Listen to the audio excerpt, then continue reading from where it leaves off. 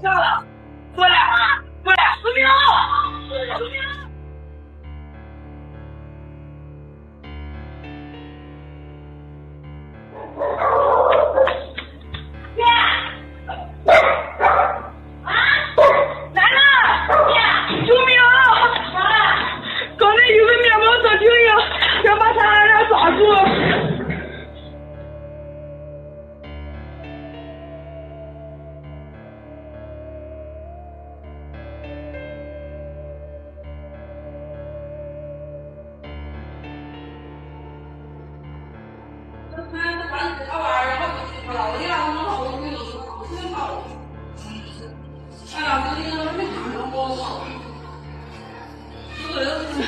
还要活得比较认真哦。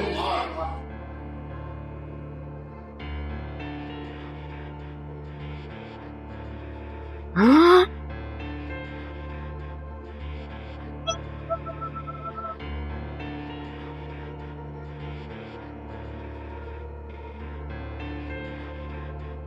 我小孩就在这里，他抱着就跑，他说跟妈妈走，然后他就准备跑，然后直接把他拉回来。我说你抱我孩子干嘛呀？我妈就拽着他了。跟我走，你跟我走啊！身份证现在放我这儿。报错了，报错了算什么意思呢？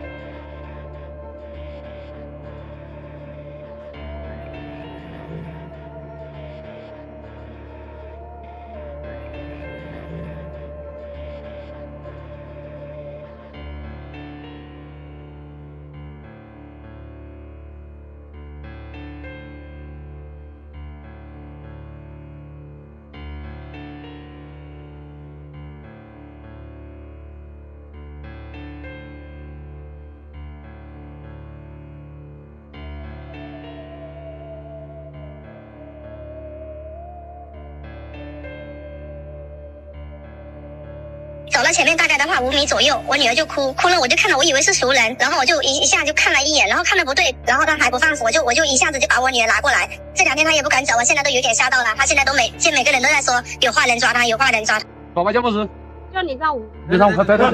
走。这是1995年公安进村解救被拐女孩的真实影像，女孩鞋子都不穿了，只想赶紧逃离。大家现在别看法条，你现在看着我，我想问你，大家觉得买一个女的多少钱？买一个女的多少年？判多少年？你感觉一下应该判多少年？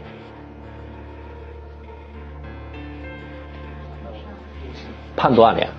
你看有同学说无期，有同学说3到5年，还有同学说10年。那你现在看法条，241条，买一个女的最高判几年？3年以下有期徒刑、拘役或者管制。所以女同学3年，来给我来一答，那也是几年？3年，因为同种数罪是不并罚的啊。所以我经常上课的时候讲啊，我买只鹦鹉都判多少年？都是5年以下啊，2只鹦鹉就几年了？5年以上啊，因为叫非法买卖珍稀动植物制品罪嘛啊。20只癞蛤蟆都多少年啊？都是3年以下。所以大家觉得一个女的其实就相当于多少只癞蛤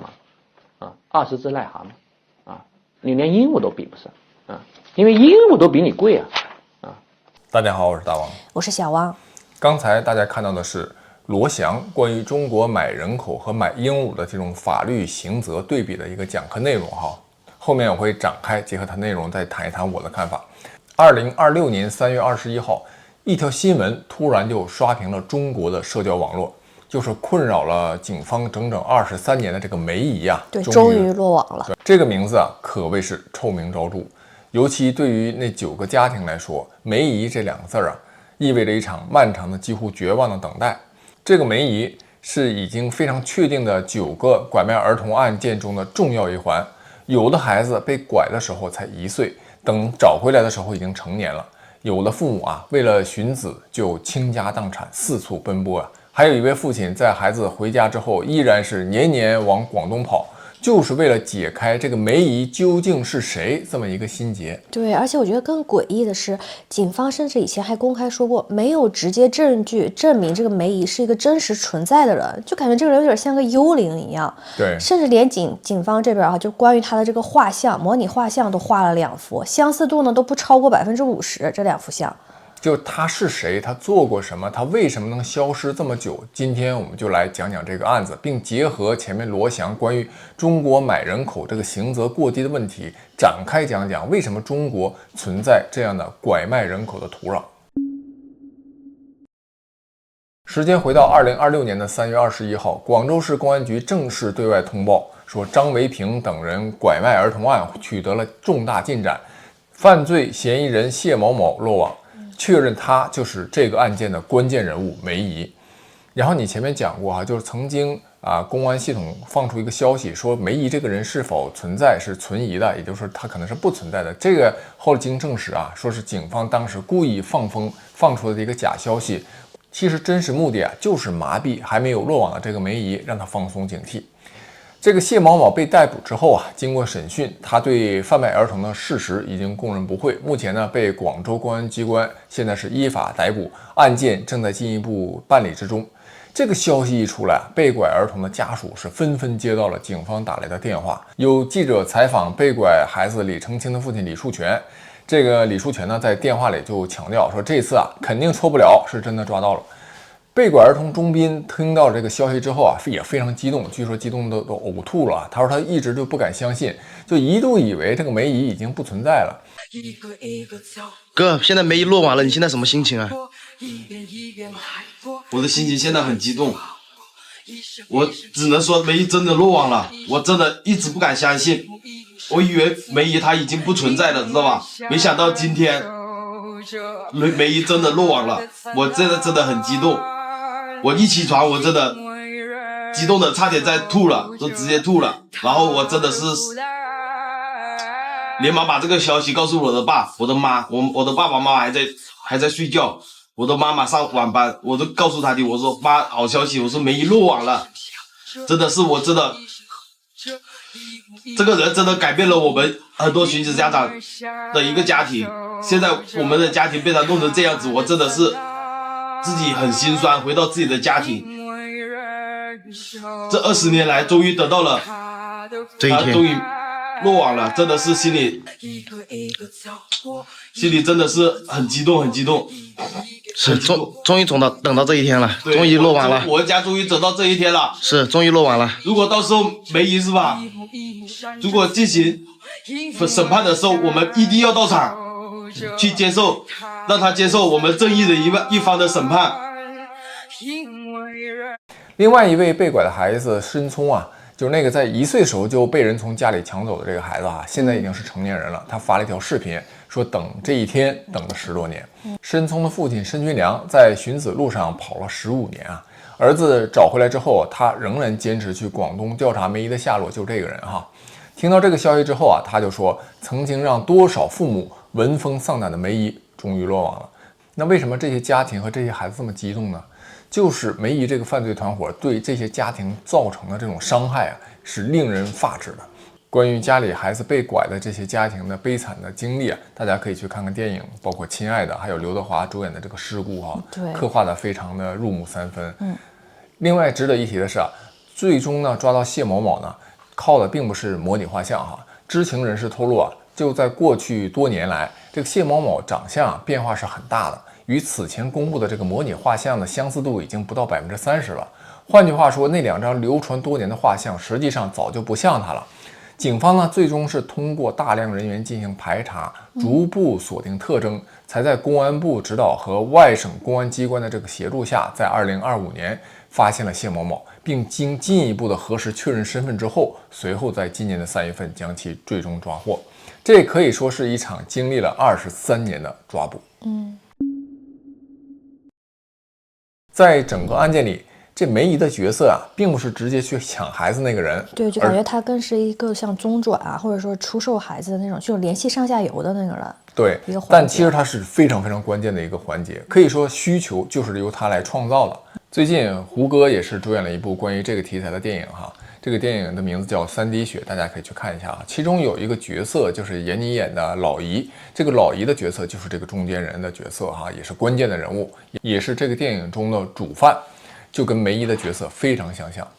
用另外一个主犯张维平的说法来说哈，就是他把孩子拐来之后呢，就是通过这个梅姨来联系买家完成出售的。有的时候呢，还不是他主动找的这个梅姨，而是这个梅姨啊会主动打电话来问有没有小孩，就梅姨是创造需求端的这一个。张维平第一次认识这个梅姨啊，是2003年在广州的增城的石滩镇租房的时候，被隔壁的2位老人介绍认识的。根据张维平的描述啊，就是梅姨当时大概45、6岁，短头发，讲白话，说话比较快。他不知道这个梅姨的真名，只知道她有时会出现在增城的某个路口，估计啊就是住在附近的河屋村。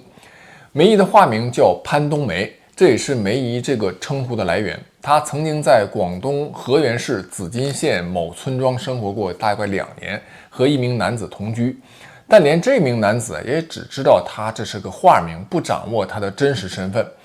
被拐的9名儿童，案发时间就集中在2003年的9月到2005年的12月之间，年龄都是在1岁到3岁，全部都是男孩，分别呢来自广州的增城、黄埔和惠州的博罗等地啊。这些孩子呢，就通过梅姨联系的这些买家呀，大多被卖往了广东的河源市紫金县，这也是后来家长们集中去紫金寻找孩子的一个原因。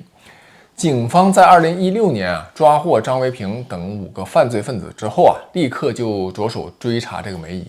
但是因为梅姨的反侦查能力太强了，你想就连跟他同居的人都不知道他是谁哈。那2017年的6月，增城警方就公布了第1张模拟画像，并向社会来悬赏征集线索。2019年，经过张维平的辨认，又出了第2张画像。但这个张维平本人也说说这个画像和梅姨本人的这个相似度不足50%，而且和第1张差异还挺大的。你说2张画像，他这画像都对不上，就让追查这工作陷入了一个更大的一个困境。那他为什么不画得更像一点？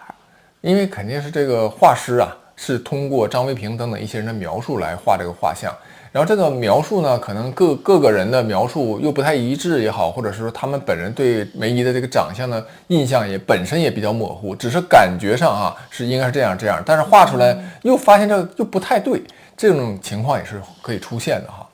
在2020年的时候，广州警方就一度对外表示排查工作其实几乎已经覆盖了所有可能的户籍人口外来人口和暂住人口，但目前还没有直接的证据就直接证明这个梅姨是存在的。这句话一出当时舆论是一片哗然，有人就开始怀疑是这个人根本就不存在，是张维平为了脱罪编造的一个说法，就是说他供出了一个更为关键的人物就是他自己并不是最核心的关键的主犯，所以呢他的判刑可能会从轻来衡量一下。但寻子的这些家长们不信孙海洋就说就他和众多寻子家长多次就赴往那个紫金县，在梅姨曾经居住过的村子里面进行走访，那里的村民确实能证实这个梅姨曾经在那里生活过。这个就有这么一个中年妇女在呢。对，就申军良也说张维平在5次庭审里始终就提到梅姨，如果是编造的一个人物的话，可能不会有这么强的底气。张维平就供述说，这9名儿童全部是通过梅姨进行交易的，而且这些孩子后来也确实都在紫金县附近找到了，细节是完全吻合的，所以这个人是真实存在，只是呢他消失得太深，然后警方又提供这样的一个假消息来麻痹梅姨，让他放松警惕现在警方还没有公布找到梅姨的详细的过程后面如果有更多的详细信息披露出来，我们会再继续跟踪这个案件详细讲述一下。目前从这个法律层面上看，梅姨的刑事责任肯定是不比张维平要轻的。比如有律师就明确指出，就算梅姨她没有直接这个拐骗孩子，但是只要参与了接送和中转、联系买家等等任何的一个环节，就已经构成了拐卖儿童罪的共犯，需承担和核心主犯同等的刑事责任。本案呢，通过他中转拐卖的儿童已经多达9名，远超了法定加重处罚的3人以上的这个门槛，量刑上上限是可以到达死刑的。虽然这个时间跨度已经非常长了，但是由于这个案件早就已经立案，并且发布了通缉，所以也不存在这个追诉的限期制。同案的主犯张维平呢，已经在2023年的4月被依法执行了死刑啊，所以梅姨的下场啊也是可以预见的。梅姨案里的9个孩子现在已经全部找回，但是寻子家长孙海洋和律师啊都在提醒，其实张维平啊应该只是梅姨的合作者之一啊，梅姨活动的时间跨度应该比张维平更长，范围更广，所以极有可能还和其他的案件存在一些关联。对，这他真正的涉案，我觉得可能远不止这9个孩子，应该是远不止10几、20几、30几、上百起，甚至都有可能啊。所以这次的落网啊，或许就打开了更多已经尘封的线索。但即使啊，只说这9个家庭啊，他们承受的代价已经足够的沉重了。你像孩子被拐走的那一年，有的啊才刚学会走路，那父母呢就用半生去寻找啊，这是多少人的宝贵的时间和青春和生命啊！有的人倾尽了积蓄，有的人的家庭因此破裂，有的人还在路上染病，在寻子的途中衰老。即便孩子找回来了，但是没有在自己的身边长大，其实基本上就是陌生人啊，说不同的方言的都有。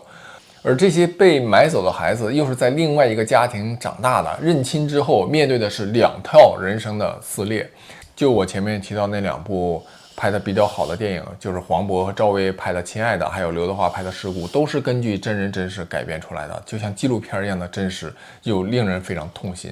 这不是一场简单的走失和巡回，这就是一个人的生命被人为的进行切断，重新的嫁接造成的创伤，往往对这些孩子来说都是终身的。还有就是那些父母的命运都被彻底改变了。那么为什么拐卖儿童这件事儿在中国的特定的历史阶段能形成一个持续存在的市场呢？这背后可不是一个单一的原因，而是几层结构性的因素叠加在一起的结果。我们今天就来一起看一下。首先就是这个需求端，买方的需求是这件事儿能持续发生的根本原因。大家都知道一个简单的道理，就是没有买家其实就是没有贩卖。在已经寻亲成功的这些案例的统计中，被拐男孩的数量明显多于女孩。在梅姨的这个案里，已知的9个案件中，全部都是男孩。这背后啊，其实就是一部分农村地区长期存在的重男轻女的观念，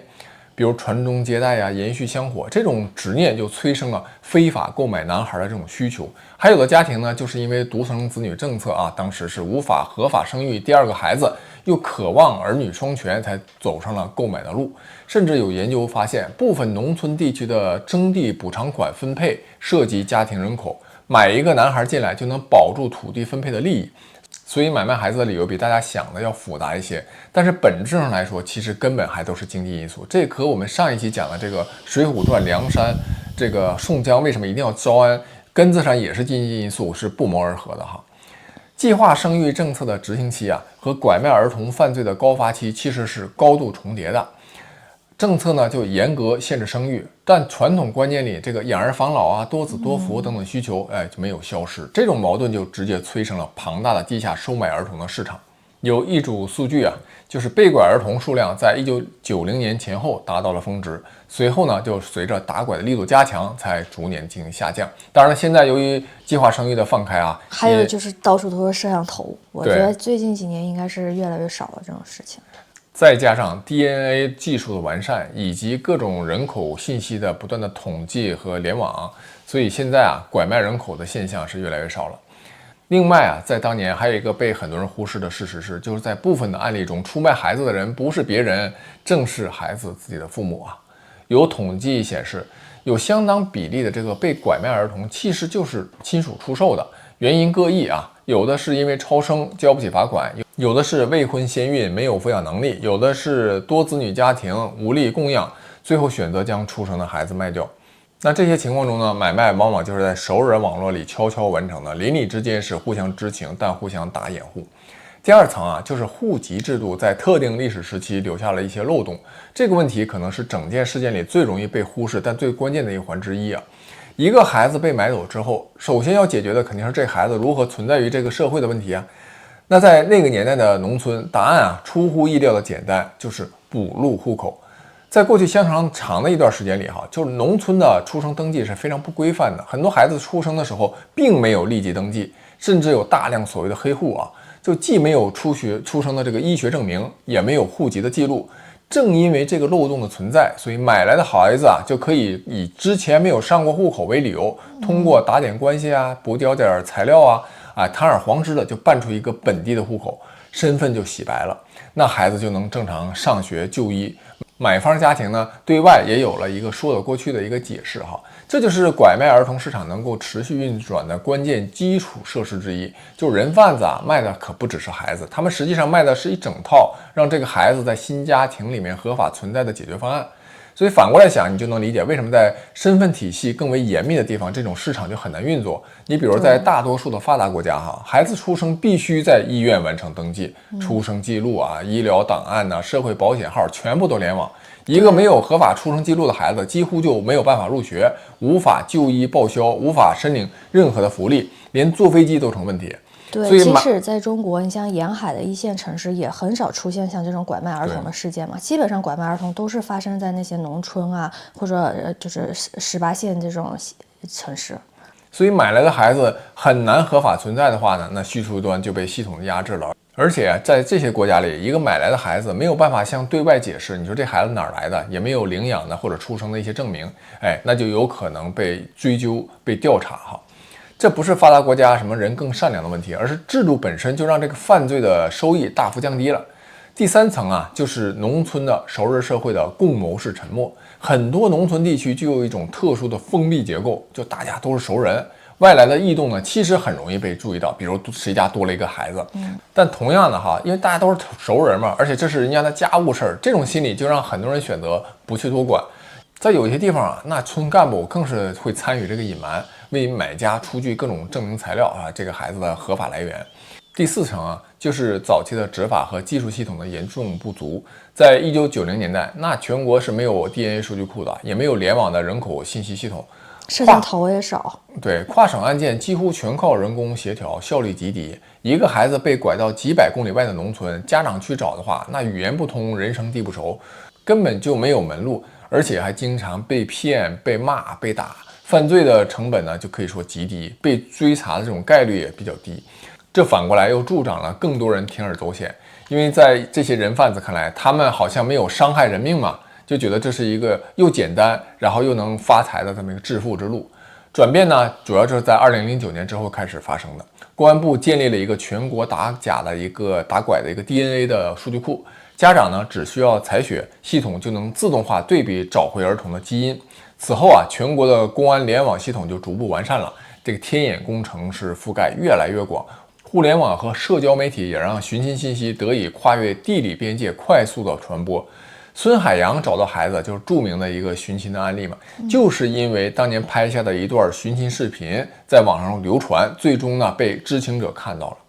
技术上可以说弥补了一定程度上制度上的漏洞哈，犯罪的生存空间开始收窄了。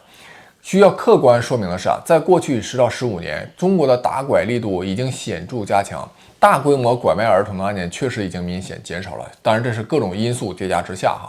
但历史遗留的问题还是有不少的存在案例，也有相当数量的被拐儿童至今没能和家人进行团聚哈。那些在1990年代到2000年代初被拐走的孩子，有一部分现在已经是30岁左右的成年人了。对，就他们当中感觉有一些人是知道自己是被拐卖的，被领养卖给了这个别人。有一些人，我觉得他们甚至都不知道自己是被拐卖了呀。对啊，1、2岁的儿童，3岁以内的儿童，基本应该都是不知道的。对，就以为买他们的人是他们的父母呢。除非有一天他们在验血的时候发现，自己的血型跟自己的父母都不一样啊。这才会对自己的身份产生怀疑。不过他们现在还是有机会的，如果产生怀疑的人，就是把他们自己的现在的 DNA 的信息上传到这个寻亲的数据库，是有可能匹配找到他们的亲生父母的哈。就是说啊，当这个买方有需求啊，卖方有供给，身份能洗白，邻里不举报，执法有盲区，那梅姨这样的人，正是在这样的链条里找到了他自己的位置，就是他不拐孩子，只负责买卖双方的对接，赚差价，然后消失。而这种分工也让他在案发后比张维平这种直接拐孩子的人更难被追查。你看，直接拐孩子的人他就容易留下目击者嘛，而中间人呢，只要彻底切断联系，就几乎可以从案件里蒸发。所以啊，这个梅姨藏匿了23年才最终落网。说到最后，有一个问题非常值得单独拿出来讲一讲，就是买孩子的人应该承担什么样的法律责任？就梅姨这样的人落网了，但是买孩子这一方就无罪吗？如果你把中国和发达国家关于买儿童的这个量刑放在一起看，会发现一个非常核心的结构性的一个差异。就中华人民共和国刑法框架下，拐卖儿童的人贩子起步是5年以上有期徒刑，严重的可以判无期甚至死刑，但收买被拐儿童呢，通常只是3年以下有期徒刑。就是前面对片头，你看罗翔讲的，买一个妇女是3年以下，买10个妇女也是3年以下，买一个鹦鹉居然是能判5年。所以这种设计的出发点呢，其实也有他当年考量的一个点就是想降低买方的对抗心理，让被拐的儿童啊、妇女更容易被解救。但是客观结果就是买方这个违法成本相对太低了，需求端没有被彻底的压制也就是法律注重打击供给端，轻罚需求端，在逻辑上等于默认了买家是相对次要的违法者。